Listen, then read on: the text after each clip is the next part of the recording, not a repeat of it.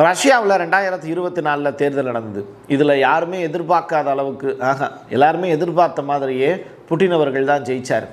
ஆனால் இதில் என்ன ஒரு ப்ளசண்டான ஒரு விஷயம்னா, பதிவாகி இருக்கக்கூடிய வாக்குகள் தான்.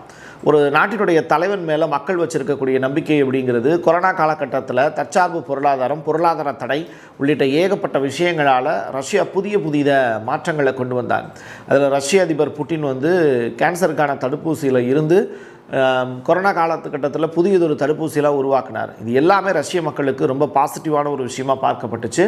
அது மட்டும் இல்லை, ஒரு புறம் போர் நடத்திக்கிட்டே இன்னொரு புறம் நாட்டினுடைய பாதுகாப்பையும் உறுதி பண்ணார் ரஷ்ய அதிபர் புட்டின். அந்த வகையில் 2024 தேர்தல் அவருக்கு ரொம்ப முக்கியமான ஒரு தேர்தலாக இருந்தது. தன்னுடைய 25 ஆண்டு கால அதிபர் பதவியில் இது ரொம்ப இம்பார்ட்டண்டான ஒரு எலெக்ஷன். அதிலையும் 7,60,00,000 வாக்குகளை கொண்ட ஒரு சாதனை அளவிலான ஒரு வாக்குப்பதிவு நடந்துச்சு.